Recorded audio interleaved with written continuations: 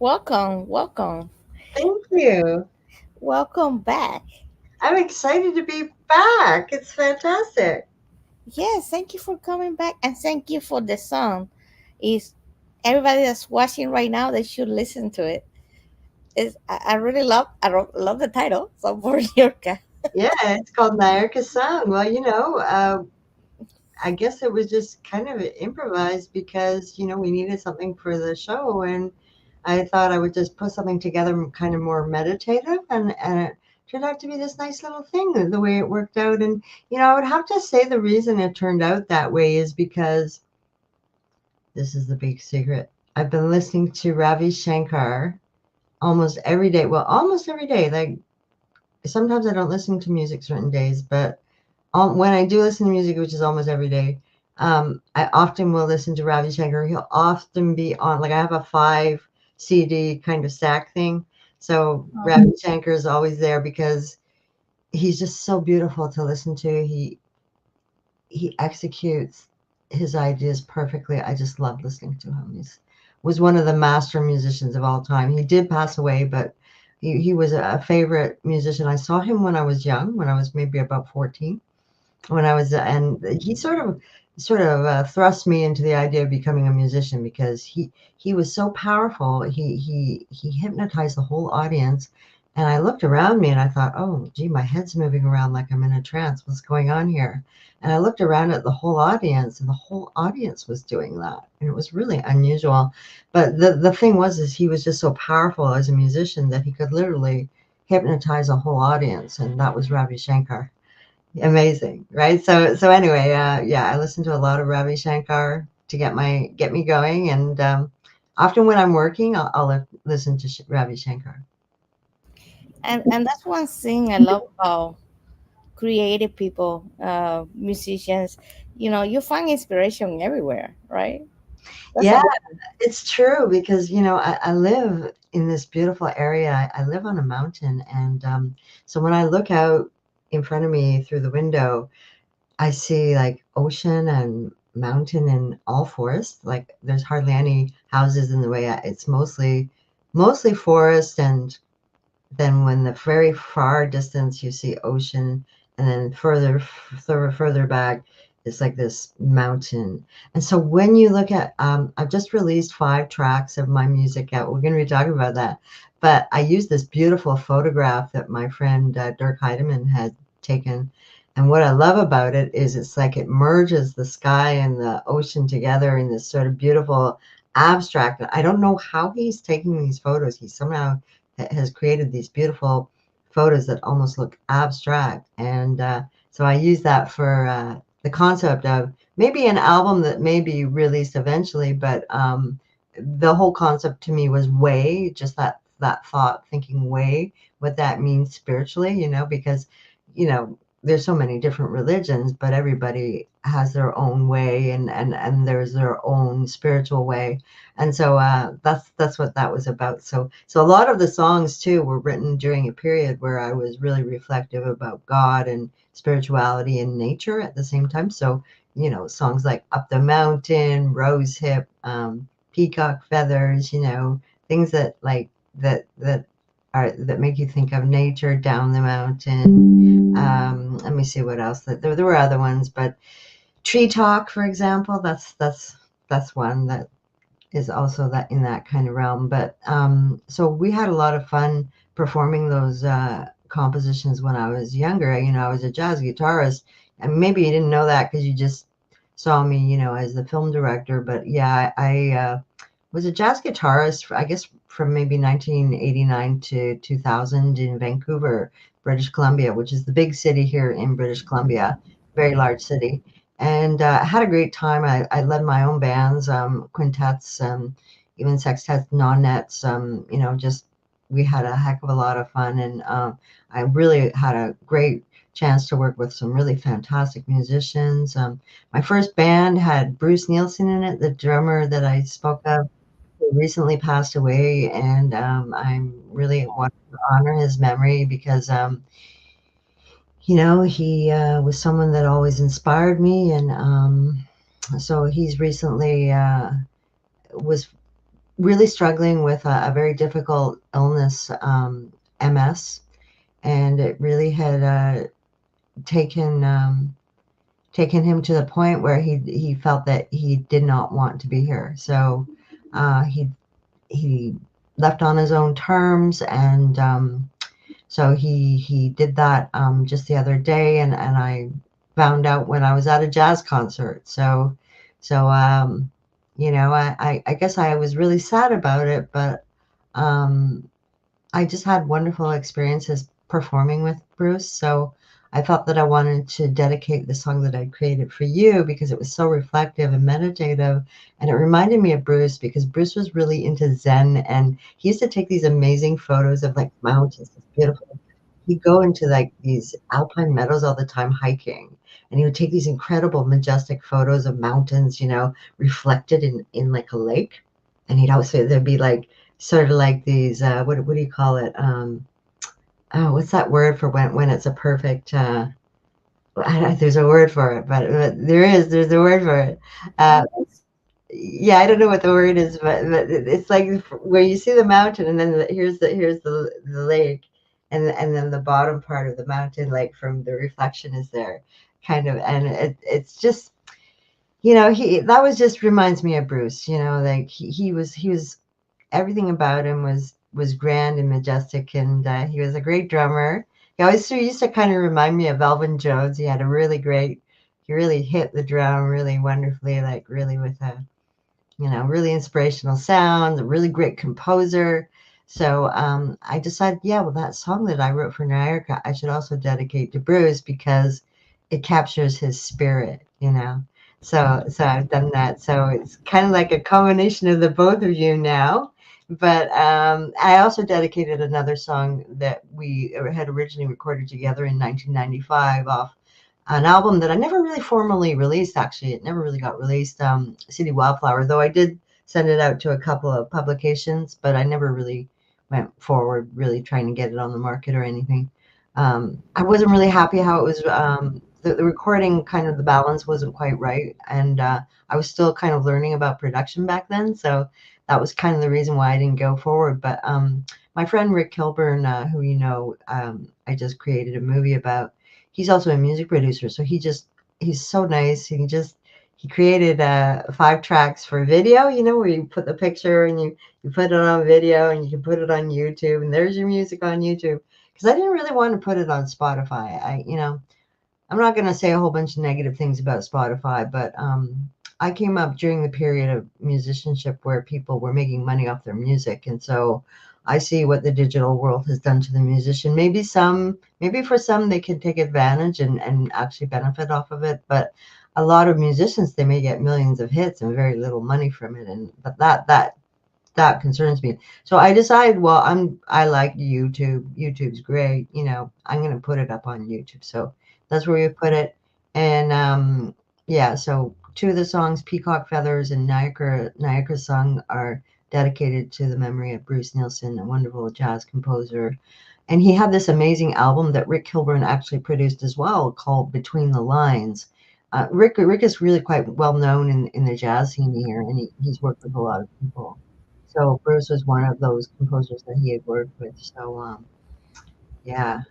So anyway, so that's what's been going on with that. But anyway, just released some really fun tracks on YouTube that people can check out from periods of Vancouver performances with my quintets and sextets. And um, the musicians were really, really gifted. I managed to work with, we got permission from elders, First Nation elders here in Canada, to perform some really kind of sacred melodies and in an improvisational setting.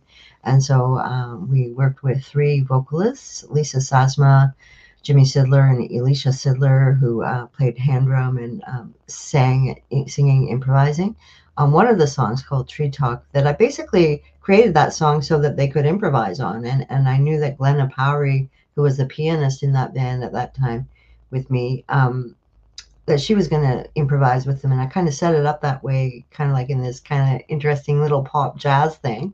And that's kind of a fun thing. And, some of the musicians in those bands have passed as well. It's very, it's painful for me, some of this stuff, because of some of the circumstances around that, with kind of tragic things happening to people. And so it really took me like maybe 2 decades just to process the music and get to it and feel like I could cope with thinking about it, because people who I cared about had passed, and so there was some trauma associated with those recordings now. You see, I don't know how to explain it, but I kind of got hung up in there, right? And so it took a long time of trying to be able to process and get through it. And so Bruce Nielsen, I always used to say to Bruce, Bruce, you're always kicking my, because he always used to kind of push me forward, like not just when we were playing, but just as a person, right? And so here he was, like, even in death, kicking me to release the music, because he had earlier asked me to release the music, some of this music, and I hadn't gotten to it. So when I found out he had actually passed before he had heard me releasing it all, that was difficult, right? So it's had quite an impact on me, and but I hope to kind of maybe go forward, releasing some music into the future. Just even though I'm older, I'm middle aged. I still want to create and have fun. Composing. It's just a process. It's addictive. Once you get into it, you can't really stop. And so just sitting down and playing a nice little song for you, Nyarka, like that's what that was. That was really nice. And then when I listened back to it, I went, "Oh, I actually like that." Often you don't like what you play, right? But I actually like that one. I So, really like it, and yeah. I'm going to add it to the link to everybody's watching so they can listen to it. And I wanted to add that, yes, there's memories associated, and there's so many people that can bring that inspiration, but it's also a healing and very beautiful way to remember them and honor them. Hmm. So, Hmm. music is so healing, I think. It sure is. I've been exploring healing sounds. Just, my concept at first was to bring it to others, but I found, wow, doing this sort of work with this sound centering that I've done.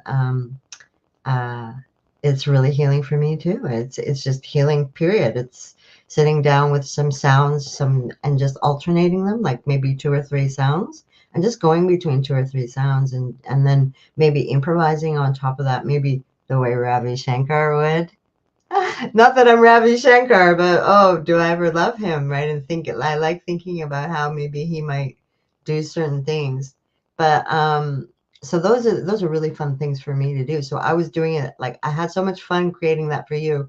I decided I was going to create an improvisation for each note of the scale, right? So there's 12 notes in music, right? There's this chromatic scale: C, C sharp, D, D sharp, E, F, F sharp, and so on, up to the octave of C. So there's 12 of them. So I'm going to be playing in 12 keys over the next maybe 20 days, just a different key improvisation each day, because each key has a different flavor, a different character, right? So you can really explore and really get some interesting sounds from each key, because of how it sounds. It'll make you think of different things each time, because each key is so unique. So G, for example, when I play in G, that's a really positive, really brilliant, happy, kind of beautiful sound. And so I started with D. Remember, I tuned my E on my guitar down to a D. So I started with D, and then I went to G. I'm doing the cycle fifths, right? So, and then I did C, and then I think I did F, but I wasn't really happy with a lot of them. Like, I maybe did maybe 6 or 7 of them, and I wasn't really all that, I didn't think they were great. So, but there was one that I liked. So out of maybe a bunch of them, I've only really liked 2 of them. So that's the thing, right? You know, you're not going to release it all, right? Like, this is the thing. Like, maybe the way you're improvising through something is working at the moment, and that sounds good at the moment, but doesn't mean that you're going to want to hear it again. So like, that's the thing. Like, some of it's more just expression, and maybe a fleeting moment type thing.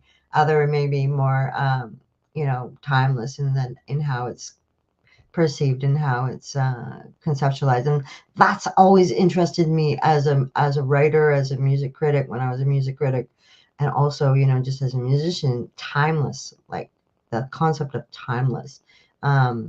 What that means with a recording, like my friend Mike Allen made this amazing album called The Hip Cosmos. He's amazing. Like, and he's going to be performing some of that music like on the 15th of September. And I'm just so excited to hear it because it was so spiritual. This music was just blow your mind how beautiful it is. Very John Coltrane influenced, just really gorgeous, but very much Mike Allen too. So, so I guess I'm going off on a tangent again. There's also another really wonderful composer here, John Stetch, that did another fantastic release called Black Sea Suite that Rick Kilburn had produced, right? But I'm telling you, like some of these musicians, they just move you. They're just so phenomenal what they create, and so they inspire me, So maybe I'm working with my meditative reflections right now. It's really what I'm doing. I'm just liking to sit down with my guitar and meditate. But sometimes it turns out to be kind of something that I might like. And so I was working with a drone the other day, and I really liked that. Just going back to a drone all the time, like, and then improvising around the drone. And so I really like that. So I'm probably gonna grab that concept and really explore it for a while. So do you see, like, and then when I was doing abstract art, I just was into the concept of brush strokes. I couldn't understand why I was so fascinated with that, but I was. And then one day, this artist came over and said, "You got to work on your brush strokes." I was like so shattered by that. Where I was like, "Oh, how could she say that? Like the whole point of the painting is the brush stroke." But she had seen that I'd gone over certain parts and that it wasn't just a perfectly organic brush stroke. But isn't that art? Like they don't always have to be random. Like some of them were, some of them, but anyway, but she really got quite nasty. But she's a real artist that could probably paint like real scenes and landscapes and all the fantastic things that real artists can do. Like I don't consider myself a real artist. I just like to dabble in abstract art. I like just the concept of an immediate creation and expression. So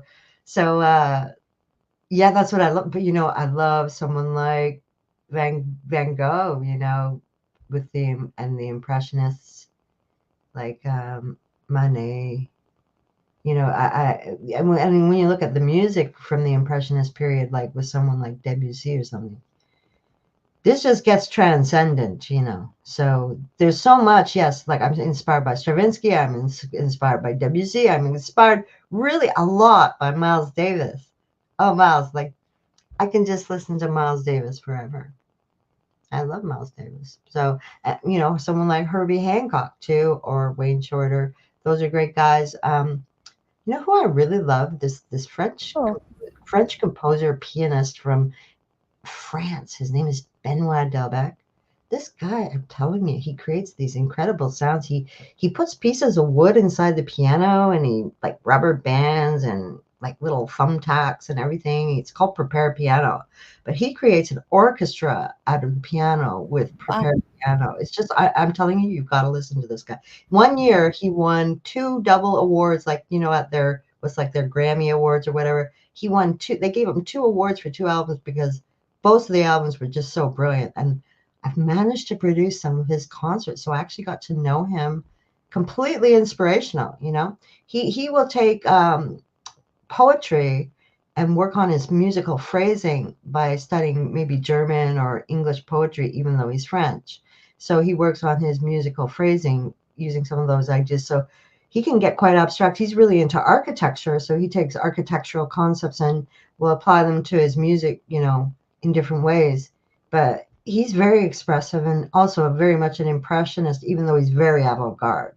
Let me tell you, he's very avant-garde. You're gonna listen to him go, Kerilie, what are you talking about? Well, if you like avant-garde and you understand avant-garde, you're just gonna love Benoit Delbecq because he's just beautifully amazing. So that's the thing, right? Like I embrace it all. Like I'm not just about the easy listening stuff. I like the whole scope of music and creativity, and even like something as crazy as Dadaism had its place in art. I don't know if you've heard of that, but that was some of the most ridiculous stuff that you've ever seen, but it was art. And but I'm not saying that avant-garde music is like that, because avant-garde music is a very serious discipline. I mean, it goes back to like way, way, way back to probably the 30s, like maybe with someone like Charles Ives or something, you know. We've got like this is an American composer, Charles Ives. Like I'm telling you, he was phenomenal, and so just with some of the avant-garde sounds that were happening like way, way, way back, and then we look at where people are now and how they draw from those influences. It's really quite fascinating. You know, how a composer can take maybe ideas from something like rap music and then take an idea from Beethoven or Debussy, you know, like it's so amazing, you know, it's so exciting. So there's so much you can do. And Well, I think it's another way to reinvent a classic, right?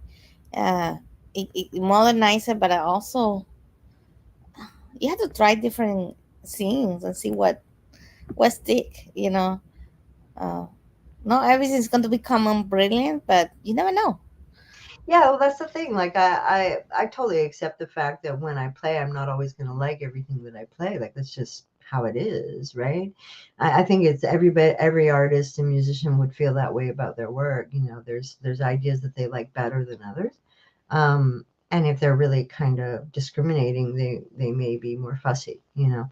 But I kind of something interesting I just thought of when you were speaking for a moment there was fusion in music, you know, and even in film or other types of art, where people are bringing their culture into their music, right? And I find that that's very fascinating. They may have several cultures that are part of who they are, and so they may be drawing from those things. And so I've seen really phenomenal work done that way with maybe someone like Steve Coleman of the United States, who's a very well-known jazz artist, but you know, you see it now of people drawing from their roots and their heritage and bringing this into their work. And to me, it's very powerful. And some of the most exciting work has come from that approach, I feel. And so, you know, and like you're from Cuba, right? Yes. Yeah, I'm and from- so there's an incredible kind of the Cuban bands, you know, they're phenomenally amazing, you know, Mhm. and so just the whole kind of scope of music around the world, and how inspiring it is there's just so much to draw from, you know, from something like Santorini, uh, you know, or you know, Afro-Cuban, you know, African rhythms Yeah, for like clave, whatever, you know, there's just so much. And that's the thing. It's so exciting. And then maybe something like South America, the samba, right? You know, like, oh, there's just so much. And so when you're thinking of as a musician and you drawing from all these different ideas and things like that, you have to kind of focus on maybe what you're more obsessed with at the moment. But it doesn't mean that you won't draw from those influences, right? So if I'm doing a meditation, I may be thinking a lot about Ravi Shankar, but what if I go into like I don't know, a bossa nova temporarily? I don't think I would, but I could, right? You know what I mean? So I don't know. It's creativity is subjective, you know. It's you know, that's the incredible thing about it, and at least to other ideas too, like business ideas, for example. You know, I've been very interested in recent kind of months in kind of entrepreneurial ideas and different approaches and kind of manifestation of positive outcomes in life, you know, and what it takes to facilitate such things. Like, I mean, you know, I'd been looking at things that I'd been doing and how they were succeeding, and I recognized, oh well, I did a vision board. Oh well, I was doing some brainstorming. Oh well, you know, I maybe was journaling, even though I don't journal that much. I have to be very honest, I'm too lazy. But you know, oh maybe I was, you know, what else was I drawing from, like things like that. And just creative idea, a lot of writing, you know, I'm a writer in some ways, yeah, blogging, you know. And so I guess what I'm saying is all of us have different approaches to creativity and different kind of facets of who we are. And so for some person, it might be visual art. For another, it might be music. For you, it might be the podcast, or the, the perfect video, maybe for the film artist, but but it's just so exciting to see this. Like, to me, I'm a real creative, so I'm very excited by these things. I think it's, uh, you have to be able to try. You have to be open to the idea to try. I always seeking for new ideas. Like sometimes I might be working a project, but I go outside that project.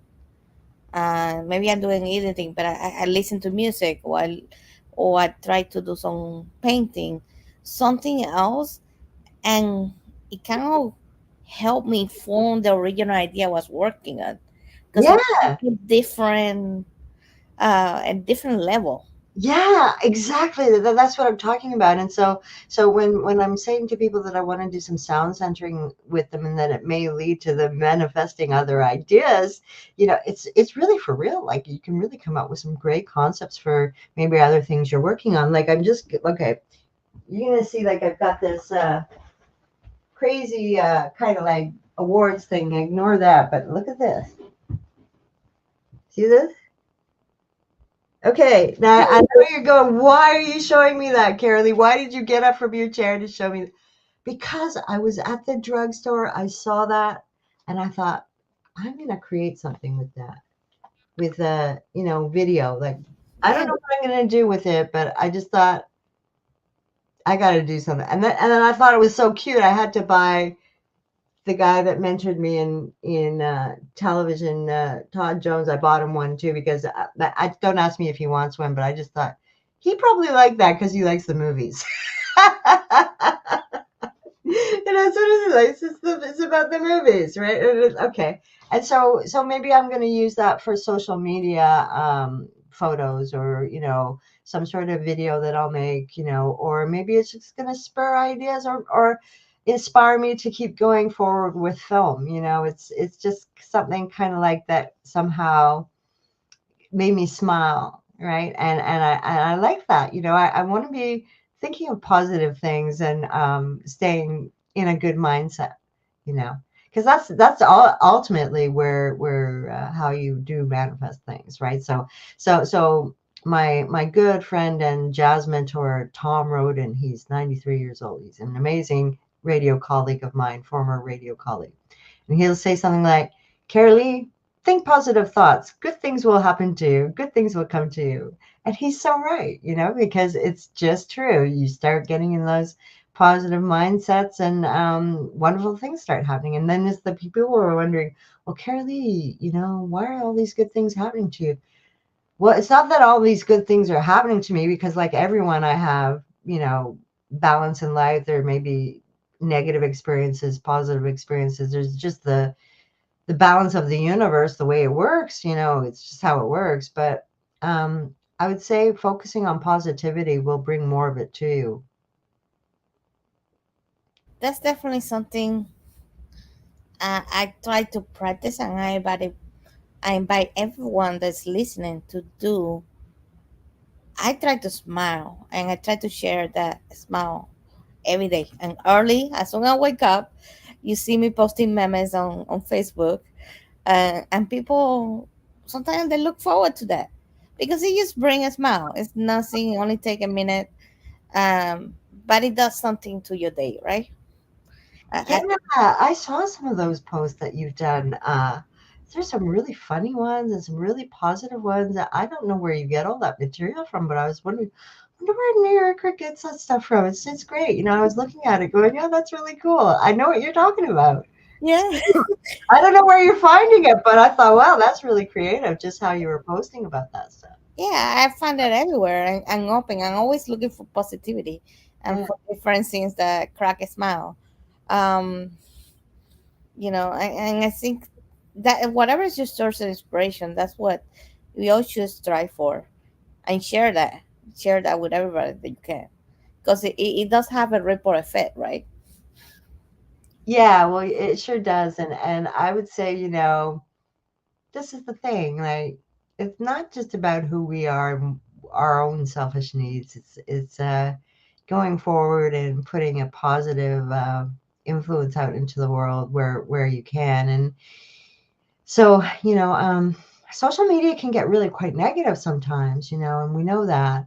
But if, within our kind of own communities, if we can facilitate a smile, or, you may see some of the posts that I've done where I'll go out at the sunrise and I'll take a panoramic kind of view of, and like, so you're seeing this mountain and all these beautiful colors, and, the birds are chirping, and like, oh, I love to send that out into the world because I think, oh, this is going to bring a lot of peace for a moment, just to everybody who watches this. And so, yeah, what can you do to send out your positive ripple? Like we put a rock or a little stone, like we skip a stone on a lake or something, and that little ripple will travel to the other side, right? We know.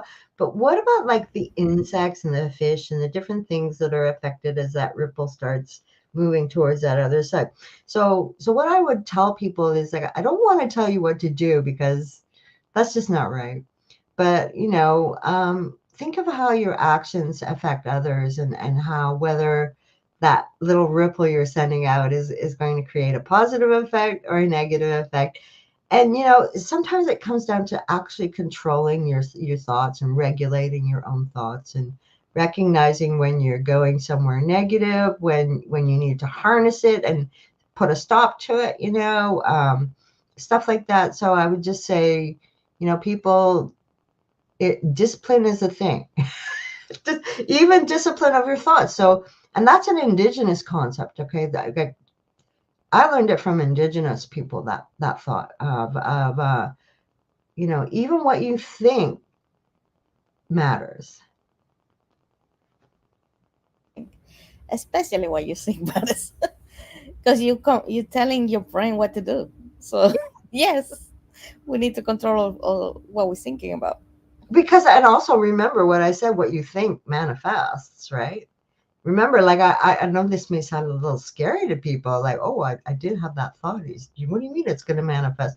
Well, be careful, because it might, so, and you start to learn that when you start creating vision boards, because I had created this vision board one year. I'd never really done one before. I hadn't really thought about what I was going to do. And I just put all these fun things that I thought would be fun to do on my vision board. So there was TV. I had never done TV before, but I just put it there, right? TV. I'd been doing radio, so I think I put radio broadcaster. So I don't know what I put. TV, film, writing. I keep putting album on there, but it took me a long time to get to that. I'm still working on that. But and the different things that I wanted, like, I didn't have a house back then, so I put like dream cottage, homey house right in the corner, and I'm doing it feng shui, right? Like this are the directions of the feng shui of how things should be properly placed, right? And yet you're doing it on a board, right? And so I did that, and I created this vision board, and then maybe like 2 years later, I looked at the vision board and go, wait a minute, all that stuff's come true. I was directing television. I was, like, all these crazy things that manifested, that just kind of happened, that I was receptive and open to because I put them on my vision board, you know?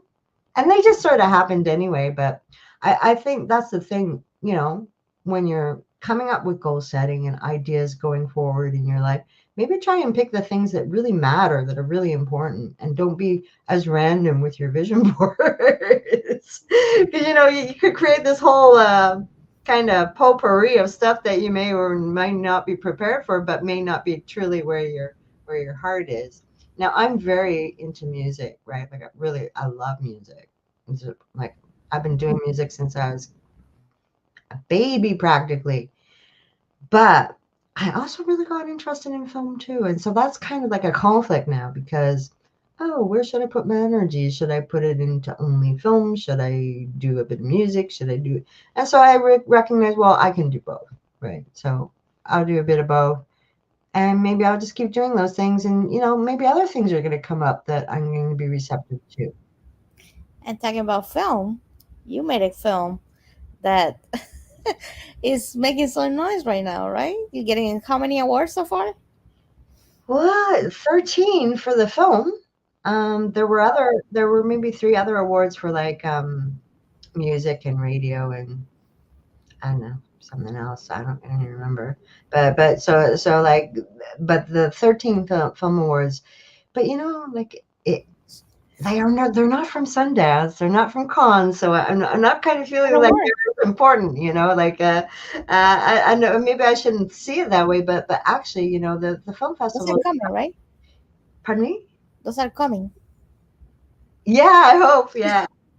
But like, yeah, no, I was very actually very honored to win the awards that I did win, and I was working with some very amazing film festivals that taught me a lot about the industry, and they were just so wonderful, so nice. And I think the people that I loved the most were maybe from Las Vegas and South Korea.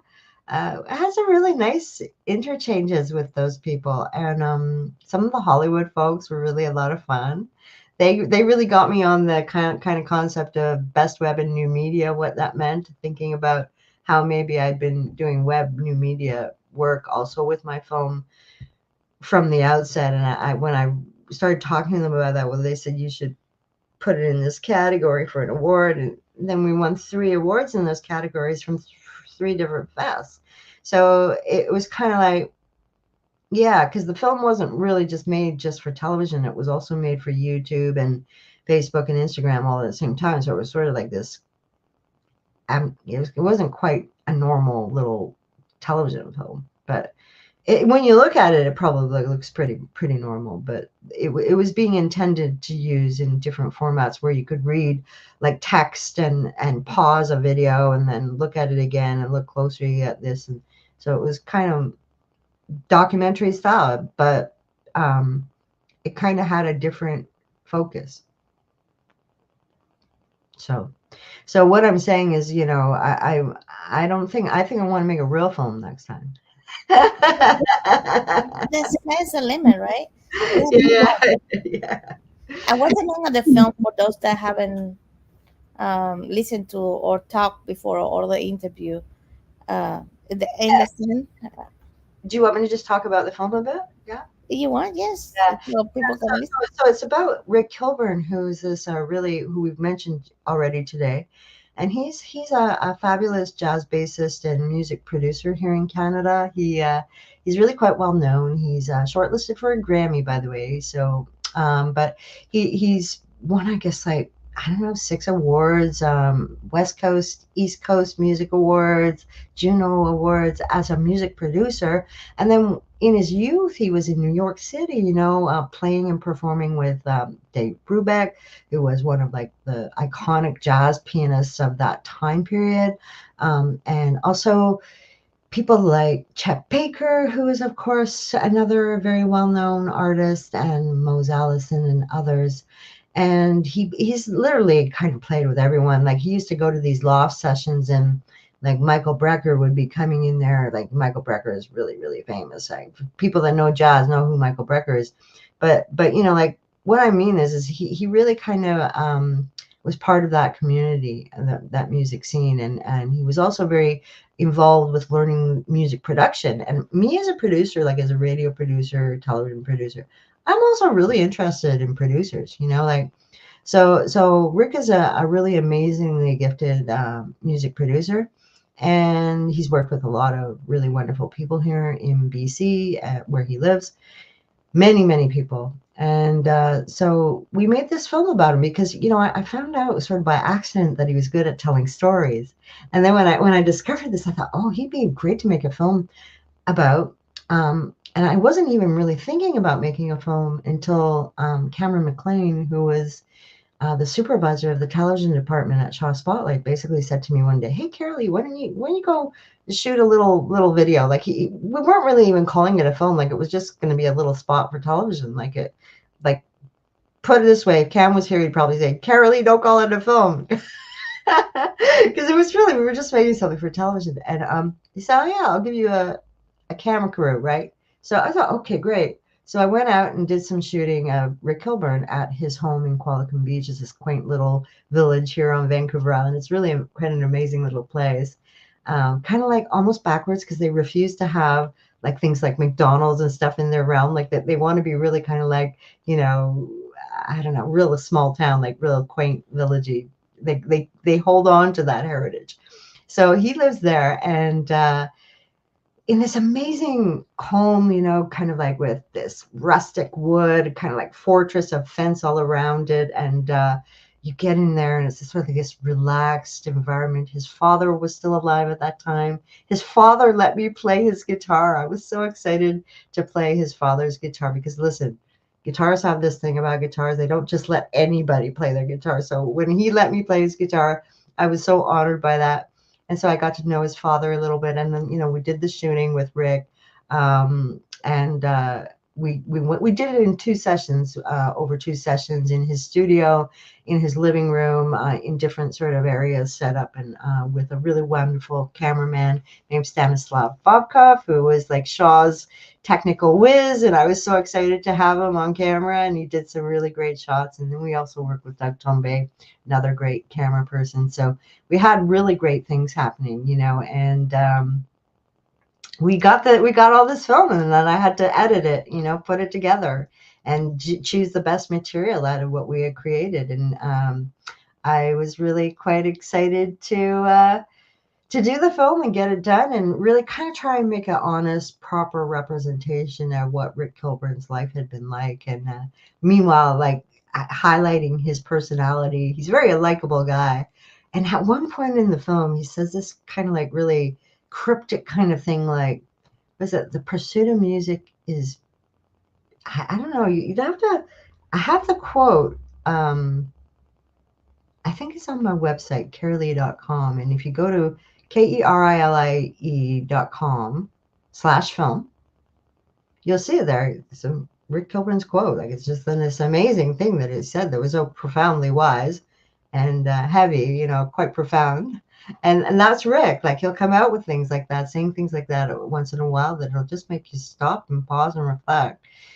And he's a master musician, very wise guy, and was really quite transformative to work with someone of his caliber, and to work with a team like Shaw Spotlight, where they were training me as a volunteer for so long, and then giving me that chance to make a film, and then just going with it, really taking it to the festivals. We weren't planning on doing that, by the way. That was sort of like just happened. We weren't even going to do that, but once we got going with it, we had a lot of fun, and we just didn't stop. And so, and then we got through that period, and now we're looking at distribution. We've had a Hollywood offer, looking at that, and something really strange happened. Another company called me up this past week.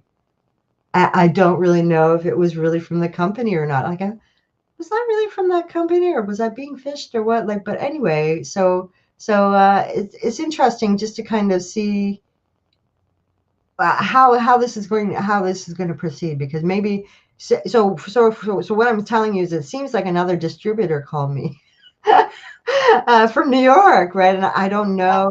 I didn't get their contact information, so I sort of kind of got out of sync with that, unfortunately. But that teaches me a valuable lesson. Always get their phone number or whatever, because it came up as, uh, the type that with no caller ID.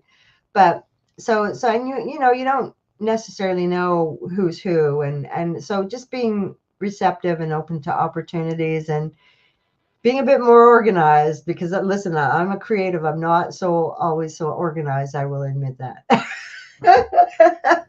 Creativity can be missing. But, he had called me right. I was right in the middle of something. This guy, saying, "Oh, we're going to interview you 6 a.m. in the morning. Be ready," type thing. Well, I never got that call, and so I'm just going, well, what was that really all about? But anyway, you see the humor in these things, and you realize, oh well, c'est la vie. That's life. That's pretty awesome. Yeah. So, where can they watch the movie? Oh, yeah, right. So, okay, this is the thing. You can't watch the movie yet. I took it off the market so that I would have a chance of with distribution. It had been on YouTube for quite a long time. When Shaw released it on television, we also put it on YouTube and I kept it up there for quite a long time. But then I took it down. And so you can't watch it, but you can watch the trailer. So if you go in the Zone Rick Kilburn trailer, you'll be able to see the trailer. Okay, and so when you will be able to watch the movie is once we start the distribution phase and get that to that point. And I'm hoping that's going to happen in the way I hope, because it won't happen unless I can get investors and sort of like a certain sort of scenario into play. So I just proceed as it's always like it's going to happen, and just and that's the entrepreneurial spirit in me. I stay focused and stay on course. And so what I've been doing is I've been creating an investors kit for investors, and so I've been focused on that in recent days and on my weekends and evenings. I think as people that are in business understand what that means. Yeah. Yeah, and that's pretty cool. I think, um, you know, doing a film and putting it out there, like bringing an idea and making it into a film, that's pretty awesome. It's pretty inspirational. Uh, But and providing the opportunity of people to, kind of be part of it. That's awesome too. yeah, well, that's the thing. It ends up becoming a whole team effort, and it gets quite exciting, and everybody brings their own personality in and their own skills and ideas. It's really quite exciting. And just wanted to say that you're a filmmaker too. Right. But I just wanted to kind of maybe highlight maybe what you haven't possibly thought of. I don't know. But like I was a radio host and television host and all that too. But what I started realizing was that the art of the interview. What does this mean? The art of the interview. And so I really tried to capture this with Rick when I was creating that film. I really wanted to get the interview right, because I knew if I didn't get the interview right, the film wouldn't be right. So I really had to try and lead him with questions that you don't hear in the film, but I'm asking them and he's responding to them. So a lot of the takes of the film of Rick speaking is him responding to a question that I've asked him. You don't know that, but that's what it is. And so there's techniques that you use in film so that that's not as obvious, and or where it is more obvious. But so the art of the interview and what that means. And I remember I had said to you, like the what, where, how, who, when, why stuff, really looking at that when you're doing your writing, when you're doing your storyboard, looking at, the different scenes, you're going to plan them out on your storyboard, right? Even some people even sketch the pictures and everything. Could do that too, just get your storyboard happening, the whole line of it, what's going to happen, how I'm going to do this. But then it's also going to depend on what happens, okay? Because they're going to say certain things in the interview, and maybe you're going to want to collect ideas from when you go back to do the editing. Oh, he said this here. Oh, he said this here. Oh, I should put this here. The editing is really quite something, and trying to get it all in a kind of procession that makes sense, and that is going to hold interest, right? So I would say, I was really lucky to work with Todd Jones from Shaw Spotlight, because he really kind of gifted me a lot of wisdom in production and teaching me about editing. He's a very gifted editor. He's one of the best around, and so I was very lucky to learn from him and be able to get to think about these things, because really. I learned a lot of it from Todd, and I was really lucky. Like this is the thing. We often have mentors in life, many of us, and I would say to people, try and find a good mentor. I think so. I think, we can have to look up to what people are doing, and if it's something that inspire you, the mentor position is open. Because you can learn from so many people. I learn from my kids all the time. I learn from people that are doing stuff that I admire, that I want to try, to maybe try on my own and do my own thing. Like you making a film, you went and you got it on the festival, you had this amazing experience talking to people that interviewing people that you admire. uh that takes courage. That takes uh being able to experiment, to create, and kind of put away all the negativity and just focus on doing something so amazing that is building your own legacy, right? Yeah, but someone like Todd Jones just setting such a good example. Like I was working with this television team as a volunteer, okay? And they were all inspiring me greatly. They were so gifted and I was learning from them. And someone like Todd Jones is just capable of all the tech, plus the directing, plus the production, plus the editing. I mean, that's the amazing thing about these teams, in cable, they can do it all. They can often do many of the skills of the television kind of studio. Like not only can they edit, but they can, set up the equipment. They can troubleshoot a tech problem, a lighting problem. It just goes on and on. They if you're some sort of microphone thing, they'll figure it out. Like I get from all those petty details to like putting creative projects together and making them interesting and valuable to the community. I saw, Todd Jones and Jocelyn Matway and Cameron McLean and Stanislav Bobkov and these guys doing this day in, day out with not much kind of, they didn't really get that much credit for everything they were doing. Listen, what they did was amazing. And so they really did inspire me to keep going. And that's how my fascination with it all sort of started. And I had already been doing radio for a long time. So production wasn't something unusual to me. So when I found out that I could direct television, that there seemed to be a thing there, that was pretty exciting. And I was really addicted to directing television. And I actually want to get back to it. Like I even said to my dad, I said, Dad, you need me to move back to Vancouver, man. Maybe I could do some television directing here, like, I don't know. Like, maybe, maybe I'll stay here. Hard to say, but I've got this really amazing mountain life where, I'm organic gardening and creating, sitting down with my guitar and teaching guitar lessons and recording artists and doing all these very charmed things. And I recognize that I'm very fortunate. I feel very grateful. So, but I'm not, listen, I've been through the ringer too. Like I've had my share, like when I think when I was young, my first job was cleaning apartments for my mother's friends. I used to clean their apartments. So I was a cleaner. And then when I got a little older, I was a waitress. Oh, that was hard. That's the hardest job ever. I'm telling you, the people in the restaurant industry must have the hardest job. Maybe, I don't know. But especially the cook. I mean, oh, the cook's always just going out there screaming his head off, like, oh, the poor cook.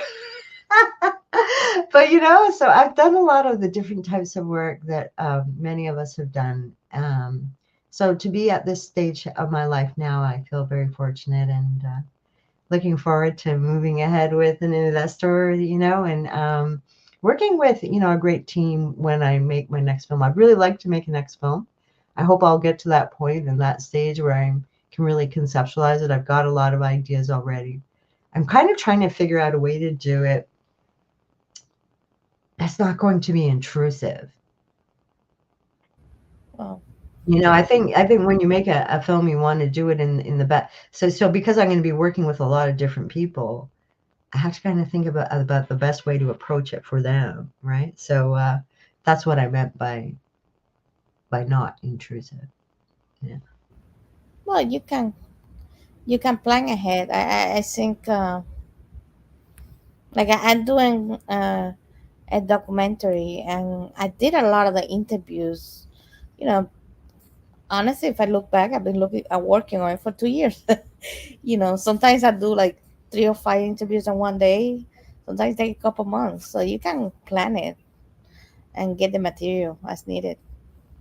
Yeah, and it can be hard, like, trying to get the time to do the editing work, because people may not understand this, but editing work takes a lot of hours in video. It's like one minute of video can take you like a really long just to get that together, and I guess you're probably making a longer film, right? So of course that's going to be a lot more involved, and as you edit, the it gets quite complex. Like the when you start looking at everything layered up, and you can barely even see it on your screen, and you're scrolling, and you go, ah, it's just is crazy, But listen, just don't give up. Like stay true to your vision, and I know you'll get through this part. And really quite excited to see what your project is, how it's going to work out. And you know, this is the thing. It's the editing process is a long kind of journey, and trying to get that sorted out in the right way. And it can be hard. I was very fortunate in that I had this amazing television team that I could ask questions of and get some of my things sorted out. Like this is the thing, you may not have that. So for you, you may be facing challenges that I could access the answers to, that maybe you can't access the answers to, or that you have to work really hard at trying to find the answers to. So I understand the challenges because I've faced them in other areas, right? Yeah. And I think that's kind of, for those that are out there thinking of maybe creating or doing a movie, or something creator related, like a music piece or something, it's finding what those resources that are available in your community. And right now there's a huge push here in the United States for entrepreneurs, so they're providing a lot of free education online. Co-working spaces are popping up, and kind of building that community around there. What would you add? What would you tell somebody that has an idea and want to test it and try it? Oh, well, don't. Okay, first of all, you have to shut off that inner critic in your mind telling you can't do it. Okay, that like there's a bit of psychology here. Because listen, when I understand those challenges, because when they first said, Kerilie, why don't you try directing today? I said, really? Are you sure? Like, like I wasn't confident about that idea at all, right? And they said, oh yeah, you gotta try it. Okay, so I tried it, but and it turned out to be this wonderful experience for many years for me. But I would say, yeah, and I had that little doubt, that critic at first, because I was thinking, well, because I'd been seeing Todd Jones doing all this incredible directing, I didn't think I could be like him. I probably will never be able to be like him. He's just phenomenal as far as I'm concerned. He really is. But but that's the thing. Don't compare yourself to other people. Look at where you're at, and try and shut off that inner critic, because that inner critic can be quite damaging, and can stop you from really making any progress, right? And I would, yeah. And so, we using sound and music, like to get through maybe trauma if it comes up, if you're fit, like I know that you work with a lot of veterans, who may have a lot of trauma that they're facing, so as trauma comes up, sitting with it, working through it, getting through it day by day. What you thought you may be able to do in one day, maybe it's going to take you 3 or 4 days. Don't be hard on yourself. You just didn't really realize that that was the timeline, and that's what it's taking. Or maybe those 10 people that called you today, you weren't expecting to call you, or whatever. Life happens. But just go with it, and try not to be too rigid. Be flexible. Be flexible. uh, I think the journey is part of the experience, right? We learn so much, and I always go back to Steve Jobs, right? um, he took all these courses, and he built this amazing company. But the thing that he attribute the most credit to is that extra class that he took about learning, was it calligraphy? Oh, really? Calligraphy. He has nothing to do with what he was studying or he was doing at the time, but it inspired him enough to create the funds, and that kind of changed the game for computing. That's what make Apple, Apple. And he went, before there was all these the boring funds. Now we have so many different funds that we don't even think about it. But it kind of changed, and especially films and editing, the kind of font that you use, it can change the experience that you're providing to the viewers, the listeners, right? So Yeah, yeah, even fonts. even fonts. I mean, you got to show your movie. Like, what font are you going to use on that poster? I mean, fonts are a thing. Yeah, like even down to the font, there's details. Yeah. So Yeah. it's true. And, there's a lot of choices to make too. Like, oh, am I going to choose Arial font or am I going to choose copper plate? Which one should I choose? So, so, so like, this is the thing. You may even struggle with making decisions sometimes when you're working in a creative project. This is where you can ask other people their opinions, get a bit of advice on occasion, or, if you just can't make a decision, like do the list thing, right? Like where you 10 good things about it, 10 bad things about it until you've got enough things to know which is the good or the bad thing, like, do you ever make those lists if you can't make a decision and you're trying to decide? And so you just make a list of all the positive things about what you're one outcome, and then the negative things, and then kind of trying to get to your decision if there's a couple of choices to make. Have you ever done that?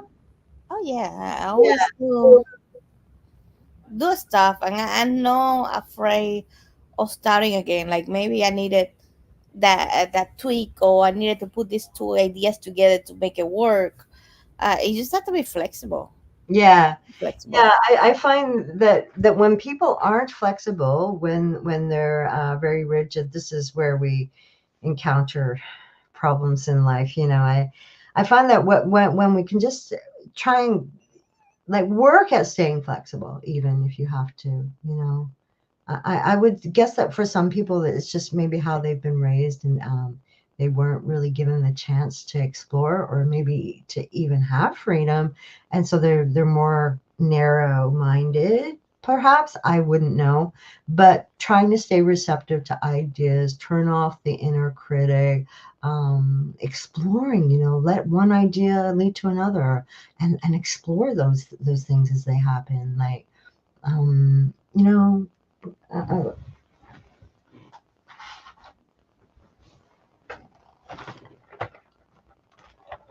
Yes.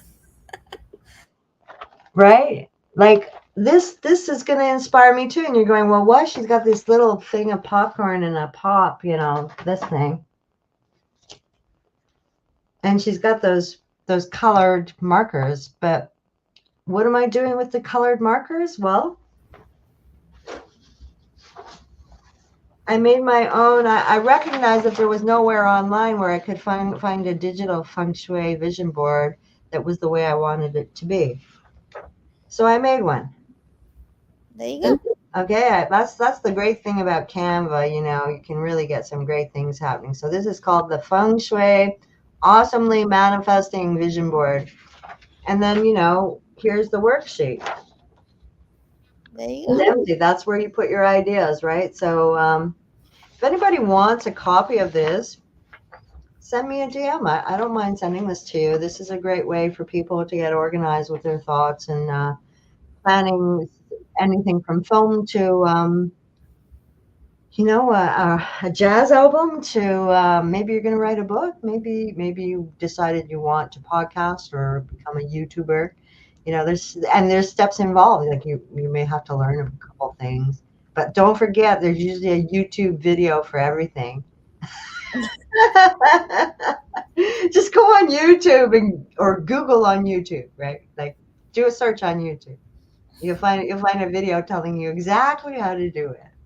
That this was the thing when I was in the 90s. Like, we didn't have that. We didn't have places where we could go for people telling us exactly how to do something. Like, you just didn't have that. You kind of had to figure it out on your own. And I don't know. Like, I don't even know how we got anything done back then. I think the problem is now is like they need to learn how to search for the information. Like Yeah. find the actual valuable information. There's a lot of. So find the one that actually help you. And Yeah. you know, Yeah.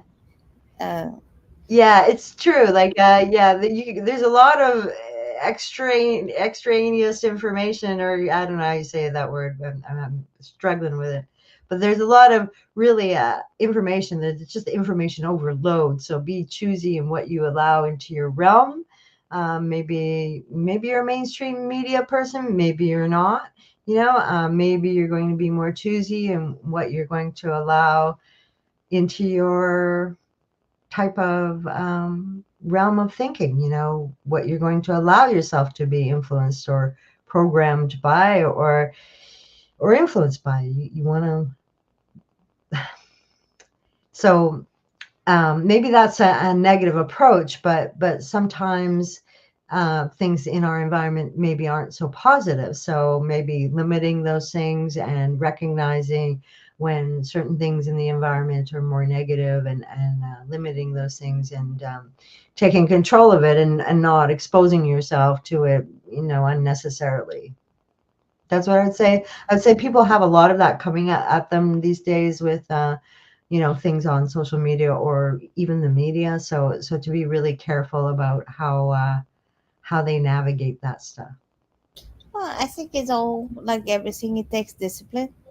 Um, Yeah. it takes kind of prioritizing, and if it's something doesn't make you feel right, you kind of try to reason why. If it's not a positive environment, what needs to change? What do you need to go to the next, 5 step down and change yourself, change the environment. So kind of find that positivity somewhere. Yeah, for sure. Problem solving. Yeah. So sometimes you have to do a bit of that. But yeah, I think what you just said there, being doing a bit of analysis is key, as you go through life. You can't just, well, some people don't analyze, and they just accept everything, I guess, that comes at them. But I think generally speaking, a lot of us do analyze, and there's a lot of that. And life is not always easy. As we know, and so trying to get through it in as positive a way as possible, trying to manifest positive things, keeping that positive mindset, working at it. Some people suffer from depression and they just can't help that, and they're in a really negative space. I would say to those people right away, if you're drinking alcohol, stop. Okay, because Yeah. alcohol is known to cause depression. But if you aren't drinking alcohol and you're still suffering from severe depression and everything, I would say, well, please try and get some vitamin D. You probably need it. Where many of us are really low on vitamin D, but also, like, just look at other ways of trying to bring it up a notch, because not everybody's happy, and we have to acknowledge that too. Like, what's easy for me may not be easy for someone else. So I don't want to be too assumptive in assuming that it's easy for everyone. But I think that working at a positive mindset, and knowing that it's work, that you have to stay active working on it, will keep you on the right path. And you can always make a vision board if you get a little confused about what your next steps may be, or do some brainstorming. I've got a toolkit that people can access to if they want to get in touch with me. I have a really great kind of manifestation toolkit. Is creative manifestation. And yeah, I'm really interested in creativity and ideas, and healing, and all those kind of wonderful things you need once you reach your older years. Right, and they can listen to some music because music is healing as well. They can start with your songs right here that you get. Yeah, I guess you're going to be playing, or maybe putting out those links that I sent you to those tracks. But Yeah. yeah, like that's the whole thing. Music is just so positive. I love writing music. It's something that I always used to love so much, and just sitting down with an idea and letting the ideas flow, and then just working with the ideas, experimenting with them, like, kind of, you know checking them out, seeing what works here, what doesn't, maybe making a recording, playing it back oh, do I like that? Oh, don't I like that? But actually, often when you're in that creative phase of actually composing, you're just you're right in it, right? And nothing can distract you. It's just a sort of a state almost that you get into. It's like a inspiration. It's probably not coming from where you think it's coming from. Like to those of us that believe in God, we would think, yeah, this is inspired. This is coming from God. This is coming from the universe. This has nothing to do with me. I'm just sort of like the the person that's kind of facilitating it. I'm just receiving it and passing it along. So some people will even say that about their creative ideas, like, oh no, this didn't come from me. This came from God. Well, maybe it does all come from God. Now if you're an atheist, you can look at it and say it's coming from your higher power, higher wisdom. So it doesn't really matter which kind of viewpoint you hold, right? But you know, maybe it does. If you believe in God, but but listen, that's the thing. It's all about being receptive to ideas, exploring, working with the ideas as they come, and really working them and developing them, like really going through and exploring and exploring different paths of those ideas. Really getting the details. Like I'm sure, Nayaka, you're finding with your film that you're having to really do a lot of crazy detail editing stuff right now. Like it's probably driving you crazy. It's hard, right? It's very detail oriented work. In documentary. It can feel oppressive, but just get through it. Like I'm telling you, you're gonna get through this. Like not gonna like one day you're gonna get to that point. And you're gonna go, it's finished. So, what's one thing that has helped you? Like for me, somebody told me, and I've been practicing that, is get organized, get everything, like use a transcript and organize it by people. I think right now I already interviewed like 10, 15 people so far. So it's a lot of dialogue to go through. What is one thing that helped you when you were going through? Okay, now I haven't gotten to that point where I'm interviewing a lot of people for a project, but I can just imagine what you may be facing because as you and I know, when people have conversations, they often will not get to the point until maybe about 2 hours into the interview. Have you noticed that? Like they don't get to the real kind of meat of the really emotional stuff that's the really good material until like maybe after 2 hours they've been talking, did that ever. Okay, so I'm not mad at them for that, but it's just frustrating as an editor that you're going to have to wade through all that stuff and try and find out the best stuff from all that stuff and how long it's going to take you and drive you crazy. So what I would tell you is, do you know about Otter AI?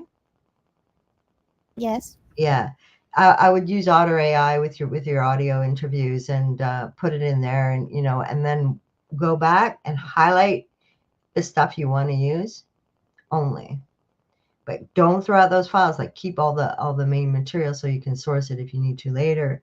But that's kind of a way to work through it, right? Highlighting it and then only using the highlights.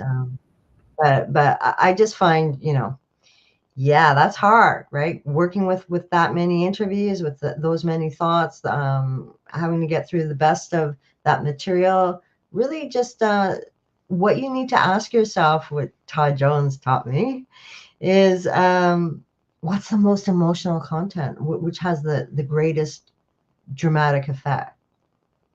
That's the key. Emotional.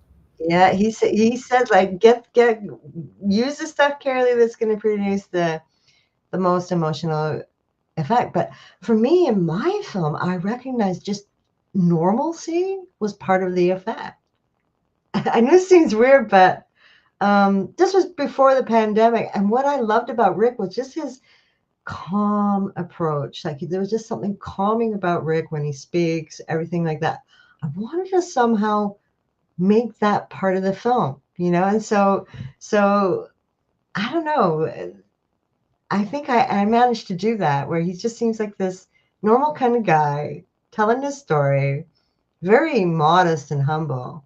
But we got this story out, and then there was a little music and little photos, and footage, just kind of fun little film, like nothing too genius, as I've said before, but just a fun little delve into like a positive, happy place. And I was really happy to make a film like that. I keep wanting to make films like that. Like I want to make happy films. Listen, I've got lots of like horrible, horrific kind of documentaries I could make, of all these things that really concern me, like really worry me. But I don't know if I'm ever going to make those films. I really like focusing on the positivity and music and the things that bring us joy in life. And so maybe I'm going to stay there. Maybe if I got kind of like full access, like if Netflix came along and said, "Hey, we're going to let you do this," well, there'd be a lot of interesting projects, that I could put forth. I've got a lot of ideas. I'm sure you do too. But where are we going to put this focus? Is it going to be on positivity and creativity? Will it be more on like injustice, social issues? Maybe that's important too. It is. So, Yeah. that documentary is the full scope. It's not just, happy little music documentaries. It's the stuff we don't always want to look at, difficult subjects. And I really admire the documentary filmmakers that make us reflect and open our minds to these important things that we need to be aware of. And this is the thing, this is art. Art encompasses the whole spectrum of life. So that in itself is just inspirational. There's so much to draw from, and I will encourage anyone that's doing any kind of creative work to stay positive. I'd say if you can stay in a positive mindset, that'll really help you. But you can also really take advantage of grief. Maybe you've been hit by something difficult, and you're gonna harness the power of that grief to create something. That's possible too. Um, And it can help you deal with that grief mhm, as well.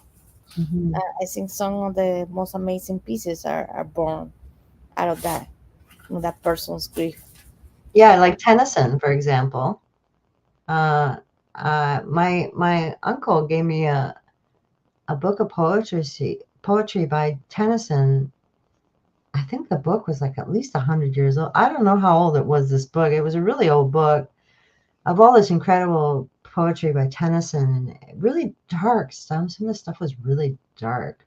But I just thought, wow, isn't it amazing how he's created this amazing work of art within that darkness? And this is the thing, our lives are about positive things and about darkness on occasion too. And that's kind of how the universe works, is a bit of both, it's kind of like this balance of stuff.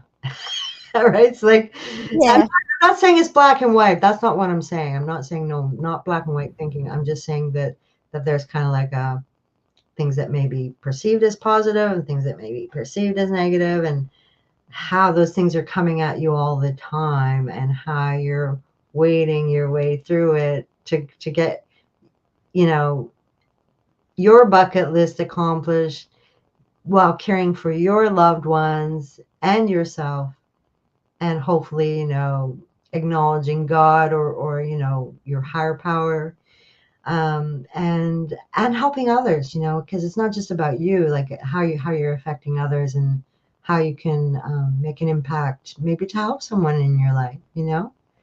Like I just did something really nice for my dad. I got him a really nice pair of slippers. Did that, or did he ever really love those slippers, right? that's awesome. So but that was his birthday gift. But like just trying to and that's what he wanted.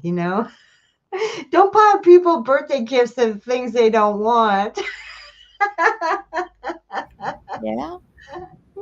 I'm just kidding. But you know what I mean? Like just trying to find the little things in life that might make someone happy, your loved ones, and your friends, and trying to do, not always focusing on the self, and doing some selfless things from time to time, even if that means a little effort or work. Yeah.